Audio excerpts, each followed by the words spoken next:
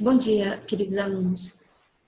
Hoje nós vamos dar continuidade à nossa aula anterior, na qual eu expliquei os temas que a gente estava estudando, no caso, o nascimento da filosofia e os sofistas. Agora, nós vamos comentar as atividades que eu passei, certo? Que tudo esteja bem com vocês. Vamos dar continuidade. Eu separei para comentar com vocês, primeiramente, os exercícios conceituais, que geralmente são 5 questões. E depois a gente vai debater os exercícios contextualizados e alguns de aprofundamento, não todos. A primeira questão dos exercícios conceituais que eu separei para vocês foi: qual a diferença gerada do espanto que explica pelo mito, do espanto que se explica pela filosofia? Ou seja, o que é o espanto para o mito e para a filosofia? Para o mito, é a explicação de um fato. A explicação de um fato é sempre muito marcada e guiada pela beleza da narrativa. Para a filosofia, esse espanto, essa explicação trilha o caminho do raciocínio e da lógica. Eu espero que vocês tenham entendido, porque já não é a primeira vez que a gente fala disso aí, e é só uma recordação. Segunda questão: qual foi a importância da ágora na democracia ateniense? Primeiramente, a gente tem que lembrar o que é ágora. A ágora era uma praça na qual os cidadãos atenienses se reuniam para discutir os problemas gerados pela cidade. Lá eles não tinham voto, como acontece hoje, uma democracia direta. Lá eles discutiam os assuntos. Como eram poucos os cidadãos, porque nem todas as pessoas que moravam em Atenas eram consideradas cidadãos, por exemplo, os estrangeiros, as mulheres, elas não eram consideradas cidadãos, nem escravos, nem velhos, nem crianças. Então, essa praça, ela foi importante porque lá eles se reuniam para debater os problemas comuns, de interesse comum da cidade. Está entendido? Que bom. Só tem um aluno inteligente. A próxima pergunta é: de que modo o surgimento da democracia influenciou no rumo da filosofia? Então, a filosofia, ela não surgiu do nada. Houve várias etapas. E uma dessas etapas que influenciou foi a democracia. Então, como não era uma democracia direta, em que não eram escolhidos representantes, e aquele hábito que eu terminei de falar para vocês, de discussão pública, estimulava o pensamento racional. Logo, permitiu o desenvolvimento do processo filosófico cada vez mais distanciado das tradições míticas. Certo? Próxima questão: o que é cosmologia? Então, cosmo significa universo e a logia é o estudo racional. Lembrando que até então, os gregos, o conhecimento que eles adquiriram através de narrativas fantásticas, inventadas da cabeça de alguém, que era um mito. Então, o que seria a cosmologia? Seria o estudo racional, o estudo pensado, o estudo lógico de tudo que existia.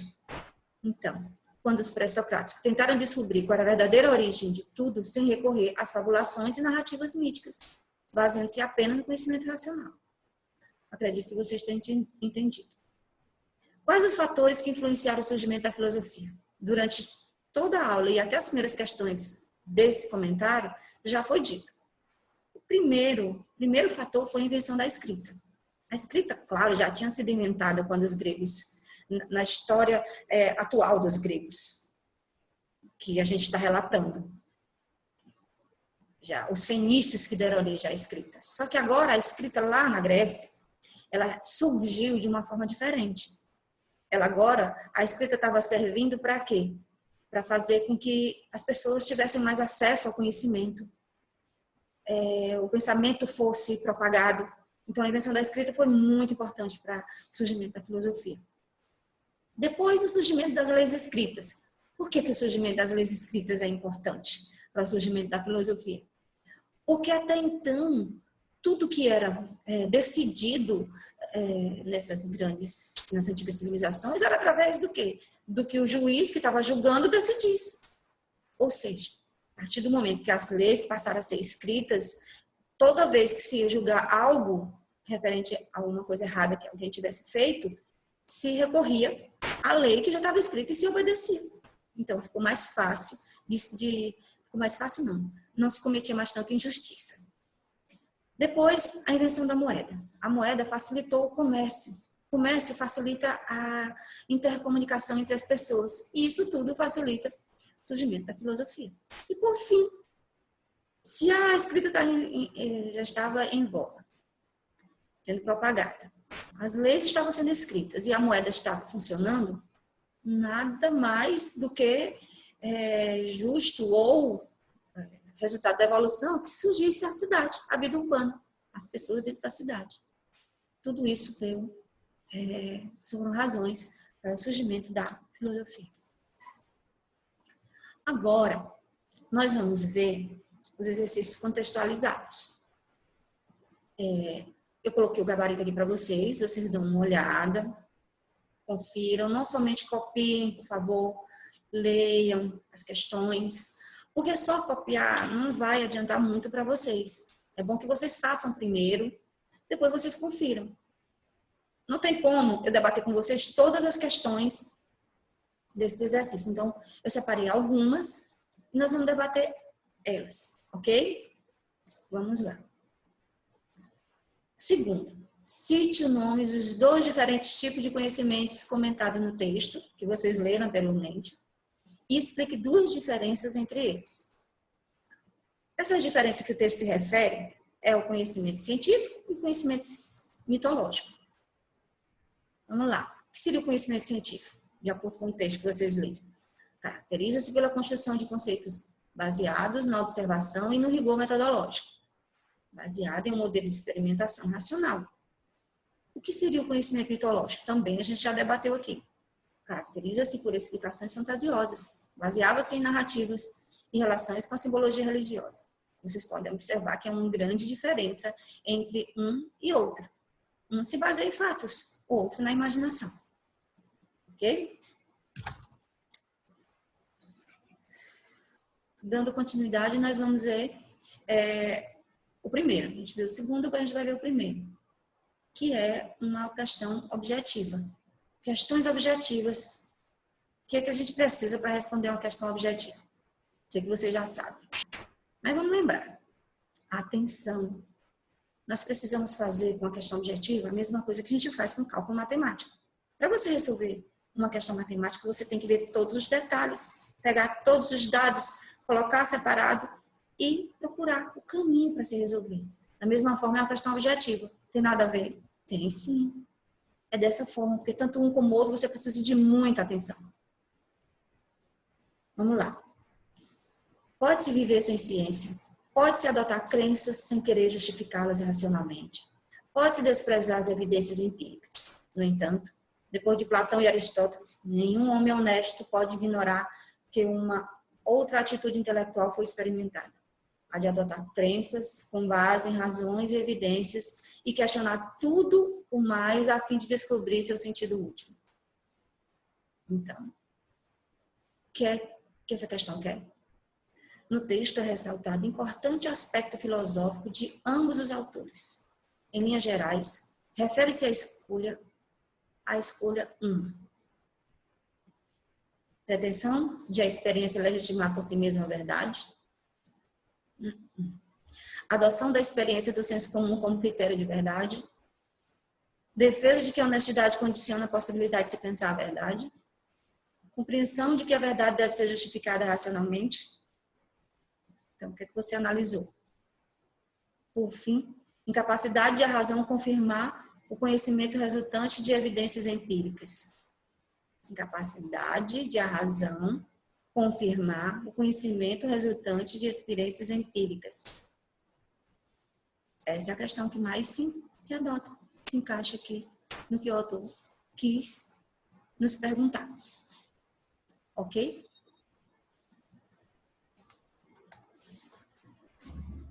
Quarto, a passagem do mito ao logos na Grécia Antiga foi fruto de um amadurecimento lento e processual.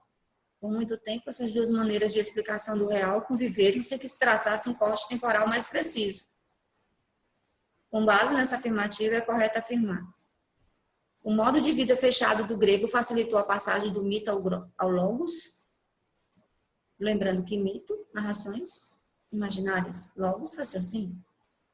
A passagem do mito ao logos na Grécia foi responsabilidade dos tiranos de Siracusa. Não sei se vocês, eu acredito que sim, e eu dou essa dica. Observe os absurdos que são ditos nessas alternativas que a gente lê. A economia grega estava baseada na industrialização, e isso facilitou a passagem do mito ao logos? É claro que não, né, gente? O povo grego antigo, nas viagens, se encontrava com outros povos com as mesmas preocupações e culturas, o que contribuiu para a passagem do mito ao logos. Eles podem até se encontrar com outros povos, os gregos, porque eles conquistaram, eles lutaram para conquistar essas terras. Mas, mesmo preocupações, não, eram culturas diferentes. Por fim, a atividade comercial e as constantes viagens oportunizaram a troca de informações, conhecimento, a observação, a assimilação dos modos de vida de outros povos. Contribuíram, assim, de modo decisivo para a construção da passagem do mito ao logos. Aqui explica bem essa questão, porque é tudo isso que a gente estudou até agora. Como nasceu a filosofia? Como nasceu o raciocínio? Exatamente porque a gente deixou, a gente conheceu, a gente aumentou, a gente não, os gregos. Que pretensão. Aumentaram o âmbito, o grau de conhecimento que eles tinham, exatamente com convivência com outros povos e a sua forma de viver. Agora nós vamos ver a filosofia pré-socrática e os sofistas. Está lá no capítulo 4. Ok? Página 174. Quando vocês estiverem vendo esse vídeo, já é para vocês terem respondido. Eu acredito. A primeira questão dos exercícios conceituais desse capítulo é: quais são as 3 importantes fases da filosofia grega? Fácil. A gente viu isso na explicação da aula passada, que vocês têm acesso aí na sua frente. Se você tiver dúvida, dá uma olhada lá. Período pré-socrático, período socrático clássico e o período pós-socrático helenístico. Por que Sócrates em todos os 3 nomes? Também já foi explicado, mas vamos relembrar. Sócrates era o quê? O divisor de águas da filosofia. Antes de Sócrates era o quê? Explicação mitológica. Depois vieram alguns filósofos que começaram a tentar explicar o surgimento de todas as coisas, de que o mundo era feito. Ou seja, a preocupação deles era o universo, a natureza. Quando chega em Sócrates, Sócrates centralizou o pensamento dele no homem.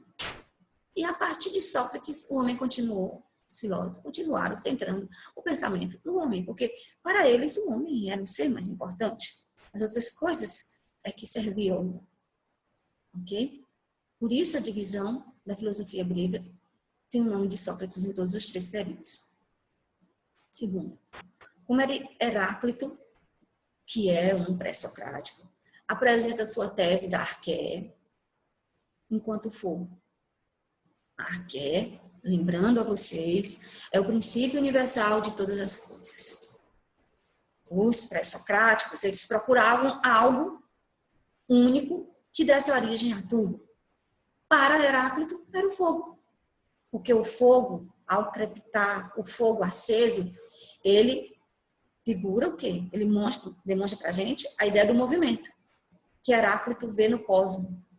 As chamas representam um movimento constante. Para ele, tudo flui. Nada fica como é. Nada é o mesmo que já foi. E jamais será o mesmo que é agora. Por isso, lá na nossa aula, eu coloquei aquele pensamento dele, que se refere ao homem que entra no rio. Ao entrar no rio, ele não, nem a água é a mesma, nem ele é mais o mesmo. O tempo passou, ou seja, aconteceu um movimento. Terceiro, qual a fundamental diferença de pensamento do momento mítico para o filosófico do período pré-socrático? Está cansativo? Está entendendo? Qualquer coisa, entre em contato. Ou dá uma olhada novamente no assunto. Então, a diferença do pensamento do momento mítico para o filósofo no período socrático é que a filosofia caracteriza como período de transição do mitos ao logos, ou seja, da explicação por meio de histórias oralmente repassadas, que eram os mitos, para a explicação racional e lógica das coisas. É essa a diferença da passagem. É exatamente o momento em que as pessoas começam a entender. É essa passagem.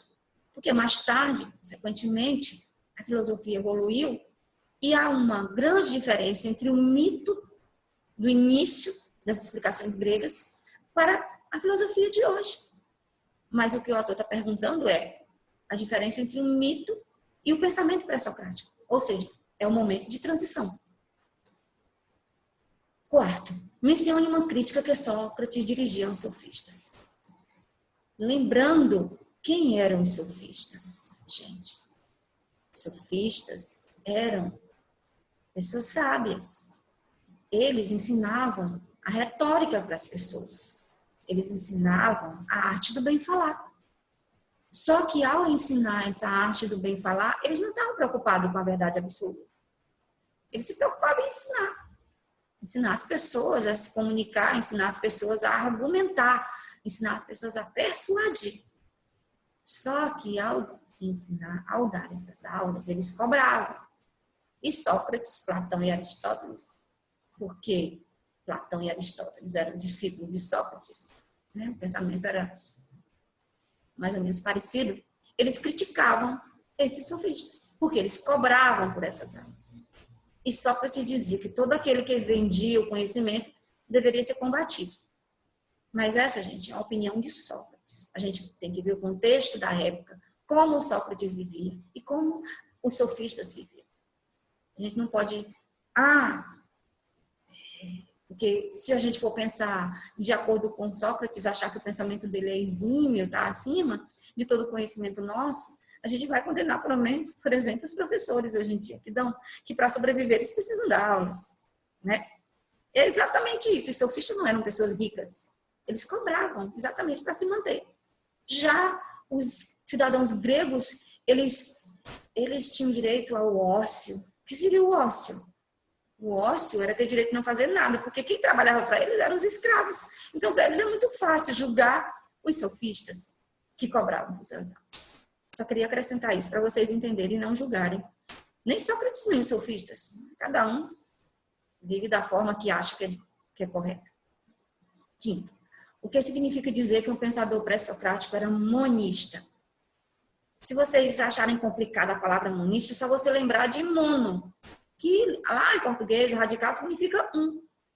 Então, monista era aquele filósofo que buscava a origem das coisas em uma única coisa. Certo? A origem do universo em um único elemento. Pronto, para não ficar tanta coisa na cabeça de vocês. Que foi o que a gente viu. Heráclito achava que era o fogo, o elemento, Tales, a água, Pitágoras, o número. Certo? Muito bem. Dando continuidade, vamos ver os exercícios contextualizados. Como eu já falei anteriormente, no capítulo anterior, vamos debater somente algumas questões. Atenção, leitura atenta. A filosofia grega parece começar com uma ideia absurda, com a proposição: a água é a origem e a matriz de todas as coisas. Será mesmo necessário detê-las nela e levá-las a sério? Sim, por 3 razões. Em primeiro lugar, porque essa proposição enuncia algo sobre a origem das coisas. Em segundo lugar, porque o faz sem imagem e fabulação. E, enfim, em terceiro lugar, porque nela, embora apenas o estádio de crisálida, está contido o pensamento. O que, de acordo com Nietzsche, que foi quem escreveu esse texto? Nietzsche, filósofo contemporâneo. Só mais tarde vocês vão estudar sobre ele. Mas ele escreveu algo sobre a filosofia grega. Caracteriza o surgimento da filosofia entre os gregos. Nós falamos de água, nós falamos de mono, que é um único elemento. Nós falamos das primeiras razões. Então, vamos lá. O impulso para transformar, mediante justificativos, os elementos sensíveis em verdades racionais. O desejo de explicar, usando metáforas, a origem dos seres e das coisas. Isso já era feito na mitologia. A ambição de expor de maneira metódica as diferenças entre as coisas? Não. Método já se dá no conhecimento científico, que ainda não existia também. A tentativa de justificar a partir de elementos empíricos que existe no real, também não. Porque isso aí já foi feito muito mais tarde. Eles não estavam justificando baseado em empírico. Por fim, a letra correta é a C, a necessidade de buscar de forma racional a causa primeira das coisas existentes. Era exatamente isso que os filósofos queriam. Eles queriam explicar como e de onde viemos e o universo veio, mas de maneira racional, usando a razão. Ok? Segundo, Trasímaco estava impaciente porque Sócrates e os seus amigos presumiam que a justiça era algo real e importante. Trasímaco negava isso. Em seu entender, as pessoas acreditavam no certo e no errado, apenas por terem sido ensinadas a obedecer as regras da sua sociedade. No entanto, essas regras não passavam de invenções humanas. Pois é, até hoje, as regras não passam de invenções humanas. O sofista Trasímaco, personagem imortalizado no diálogo A República de Platão, sustentava que a correlação entre justiça e ética é resultado de... Terminei de falar no texto. Invenções humanas. Então, vamos lá. Convenções sociais resultantes de interesses humanos contingentes. Ou seja, não se sabe de onde veio. Certo? Não tem uma base. Os humanos criaram. Ok? Terceiro, é uma questão aberta. 2 textos, você tem que ler com atenção cada um. Texto 1. Existe uma só sabedoria. Reconhecer a inteligência que governa todas as coisas por meio de todas as coisas. Texto 2. Por isso é necessário seguir o que é igual para todos, ou seja, o que é comum. De fato, o que é igual para todos coincide com o que é comum. Mas ainda que o Logos seja igual para todos, a maior parte dos homens vive como se possuísse dele um conhecimento próprio. Quem escreveu isso? Heráclito. Tanto o texto 1 como o 2. Com base nos textos acima e em seus conhecimentos sobre filosofia heraclitiana, eita, que já está todo mundo, supimpa o pensamento de Heráclito. Responda. O que é Logos? O que é o Logos ao qual o filósofo se refere? No pensamento de Heráclito, o Logos é o princípio unificador que governa o mundo. Explicite a relação existente entre o Logos e a inteligência, tal como encontramos nos fragmentos acima citados. A relação entre Logos e a inteligência é de semelhança, já que ambos relacionam-se com todas as coisas. Para Heráclito, o Logos é a unidade fundamental de todas as coisas e a inteligência deve ser conhecida como a que governa todas as coisas. Por enquanto é só. Leia novamente, revejam a aula, revejam os exercícios, as respostas, tentem fazer depois é que vocês conferem, ok? Muita saudade de vocês e até a próxima aula. Muito obrigada.